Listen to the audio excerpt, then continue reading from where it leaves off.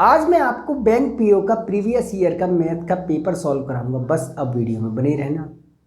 देखिए प्रश्न दिया है, राम ए से बी तक 90 किलोमीटर प्रति घंटे की गति कार से तय करता है। वह बी से सी तक मोटरसाइकिल से 60 किलोमीटर प्रति घंटे की गति से जाता है। ए और सी के बीच की दूरी 200 किलोमीटर है, जबकि ए और सी के बीच की औसत गति 75 किलोमीटर प्रति घंटे है। तो कार द्वारा तय दूरी क्या है? देखिए आपको ए और सी के बीच की दूरी दी है, ए और सी के बीच की दूरी दी है, बीच दूरी कितनी दी है? दूरी 200 किलोमीटर, ठीक है ना। राम ए से बी तक राम जा रहा है, ए से कहाँ तक? बी तक, कार से 90 किलोमीटर प्रति घंटे की चाल से, और बी से सी तक मोटरसाइकिल से जा रहा है, तो उसकी चाल है 60 किलोमीटर प्रति घंटे, ठीक है ना। यही आपसे क्वेश्चन में कहा है। मान लीजिए वो कार से जो जा रहा है वो दूरी आप मान लीजिए कार द्वारा तय दूरी x मान लीजिए, तो मोटरसाइकिल से कितनी तय करेगा? जब पूरी 200 किलोमीटर है तो मोटरसाइकिल से तय करेगा कितनी?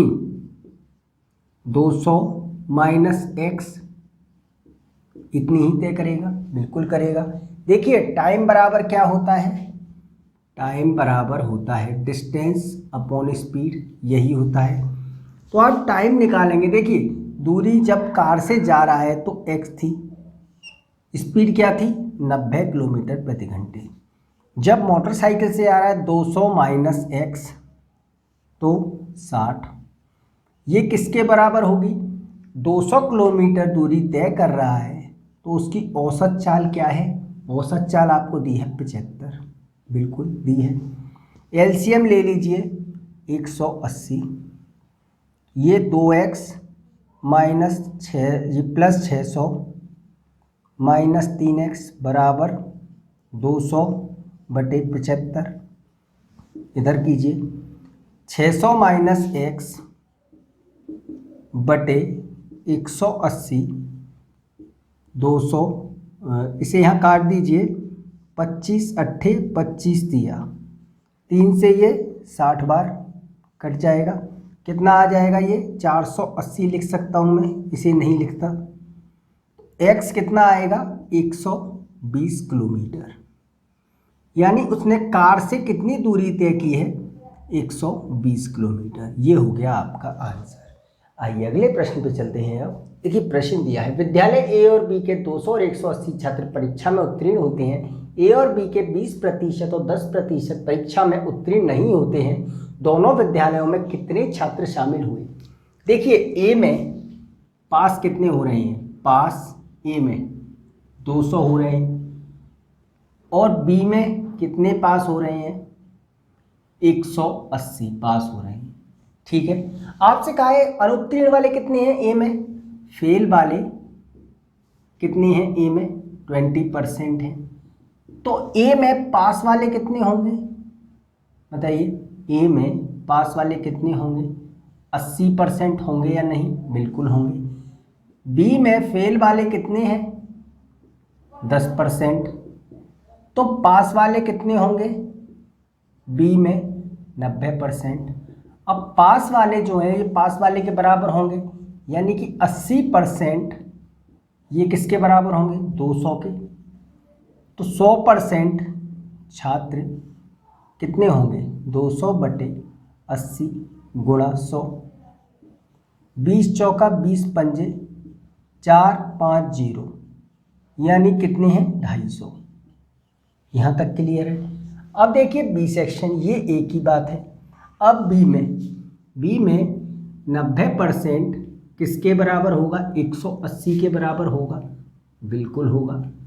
तो 100 किसके बराबर होगा?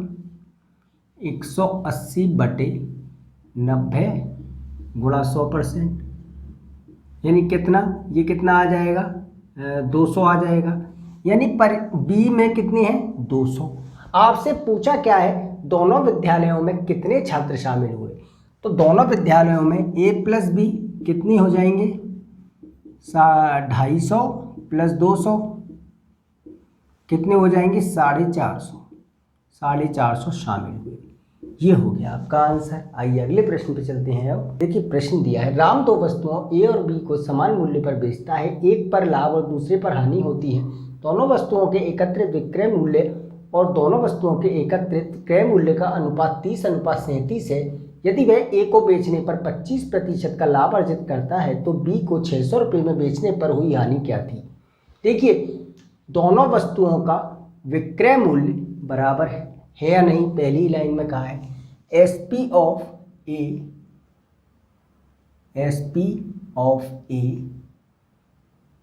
बराबर है एसपी ऑफ बी के, है या नहीं। अब एसपी ऑफ बी है कितना, 600 आपको दिया है, बी को 600 रुपये में बेच रहा है, तो एसपी ऑफ ए क्या हो जाएगा, ए और बी दोनों हो जाएंगे 600, हो जाएंगे या नहीं, बिल्कुल हो जाएंगे 600। अब देखिए आपसे कहा है कि वह ए को बेचने पर 25% का लाभ अर्जित करता है, तो आप क्रय मूल्य निकाल लेंगे ए का क्रय मूल्य क्या होगा, 600 गुणा 100/125, 25 से 4, 25 से 5, 5 से 120 कितना आएगा, 480 क्रय मूल्य आ गया ए का। अब बी का क्रय मूल्य मान लीजिए x, ठीक है ना, मान लीजिए x। अब देखिए आपसे कहा है दोनों वस्तुओं के एकत्रित विक्रय मूल्य, यानी कि 600 और 600 1200 और दोनों का सीपी, एक का 480 है, दूसरे का आपने x मान लिया है। इनका आपको रेशो दिया है कितना है, 30:37 दिया है। 0 से 0 काट दीजिए, 3 से 40, इसका गुणा इसमें, इसका गुणा इसमें, तो ये 480 प्लस x, 4 सत्ते 28, 4 तिया 12 और 2 14, यानी x कितना आ गया, 1000। यानी दूसरी वस्तु का क्रय मूल्य क्या आ गया, 1000। यहाँ तक क्लियर है। अब देखिए आपसे कहा है दूसरी वस्तु पे वो 600 रुपये में बेच रहा है, तो हानि क्या हुई। ये कॉस्ट प्राइस है, बेच रहा है वो, सीपी है 1000, बी का 1000, एसपी बी का कितना है, 600 है, तो लॉस कितना होगा, 1000 में से 600 घटाएंगे तो लॉस कितना हुआ, 400 का। ये हो जाएगा आपका आंसर।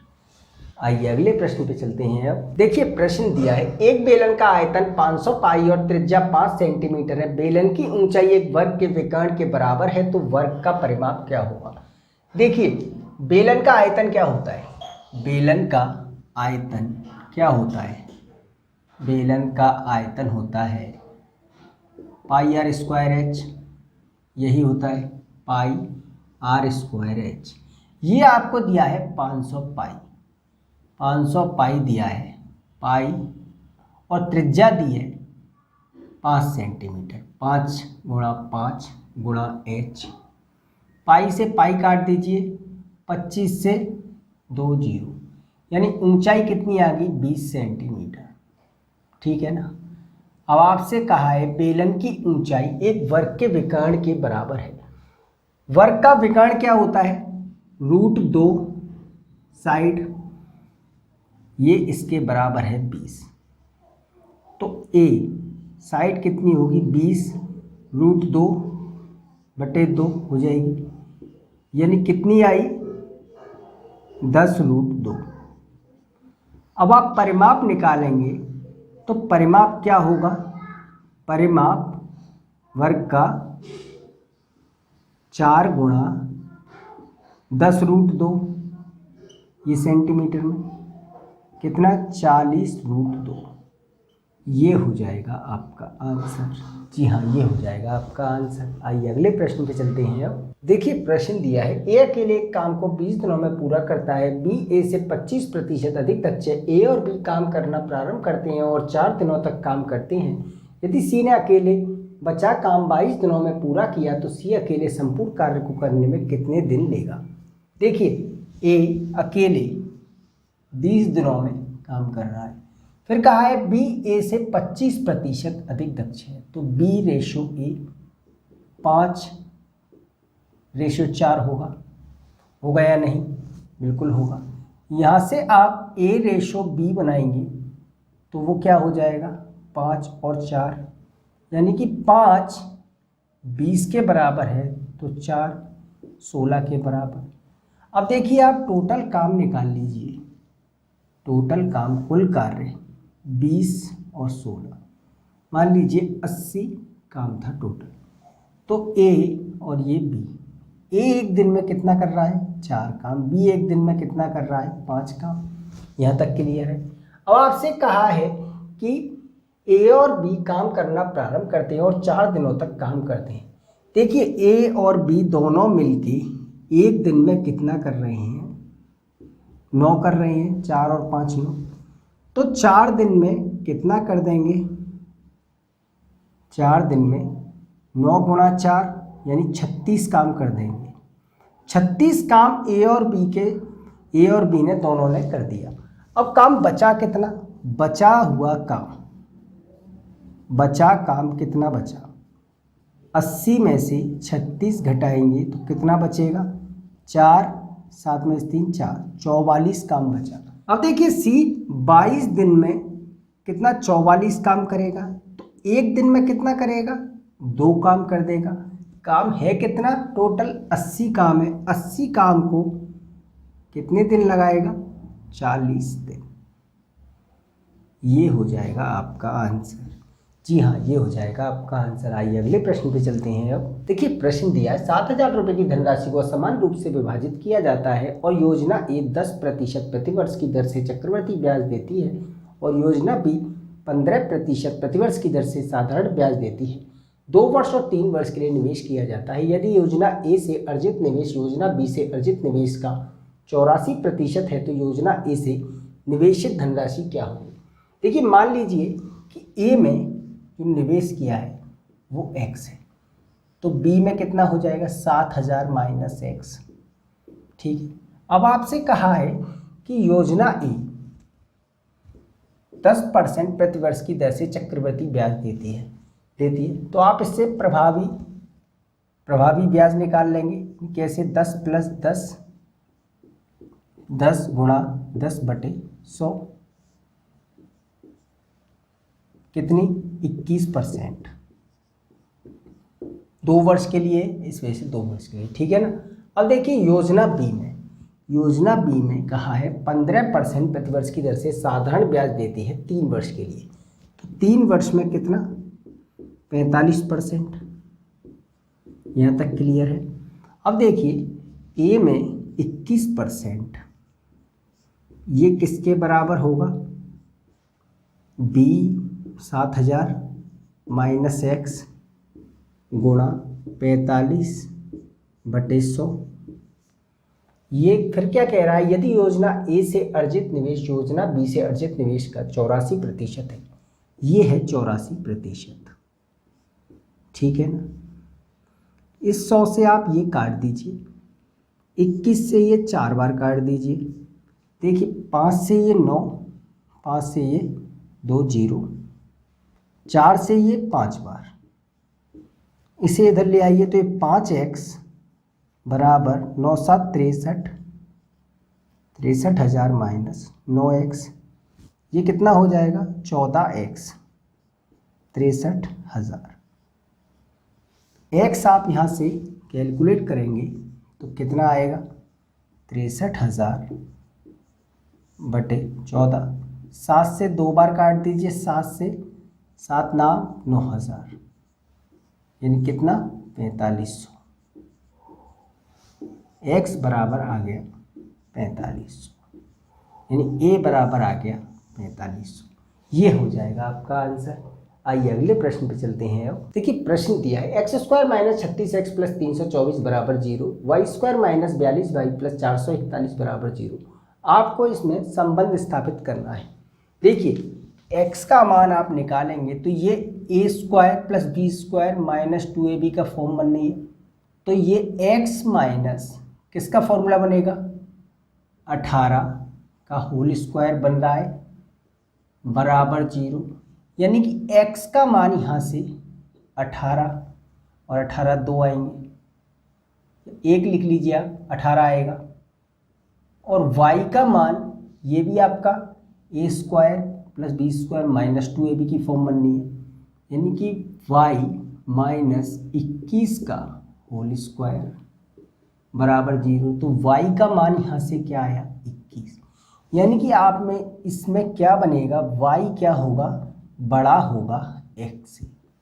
ये संबंध बनेगा, ये कंडीशन बनेगी, ये हो जाएगा आपका आंसर। आइए अगले प्रश्न पे चलते हैं। अब देखिए प्रश्न दिया है 3x square minus 7x plus 4 बराबर 0। दूसरी इक्वेशन दी है 2y square minus 3y plus 1 बराबर 0। इसे आप सॉल्व करेंगे तो 3x स्क्वायर, इसे मैं लिख सकता हूँ 4x माइनस 3x प्लस 4 बराबर 0। तो यहाँ से आप x कॉमन लेंगे, 3x minus 4 minus 1 3x minus 4 बराबर 0। x का मान एक तो 1 आएगा, 1 आएगा 4/3। ठीक है, अब आपने y वाला सॉल्व करना है। 2y square minus 3y plus 1 बराबर 0। 2y square minus 2y minus y plus 1 बराबर 0। तो 2y y minus 1 minus 1 y minus 1 बराबर 0।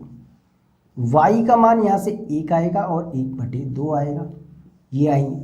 अब देखिए अगर आप x का मान और y का मान एक एक लेते हैं तो ये कंडीशन बनेगी, x होगा y के बराबर। अब अगर आप x का मान 4/3 लेंगे तो y का मान क्या है, 1/2 है। यहाँ से क्या बनेगा, x बड़ा होगा y से। इन दोनों को मिलाएंगे आप तो क्या बनेगी condition, x is greater than equal to y, x is greater than equal to y। ये होगा आपका आंसर। जी हाँ, ये होगा आपका आंसर। तो ऐसे ही प्रश्न आपके एग्जाम में पूछे जाते हैं। अगर वीडियो आपको अच्छा लगा तो चैनल को सब्सक्राइब करें और कमेंट करके जरूर बताएं। तब तक मैं आपसे मिलता हूँ अपने अगले वीडियो में, तब तक के लिए धन्यवाद।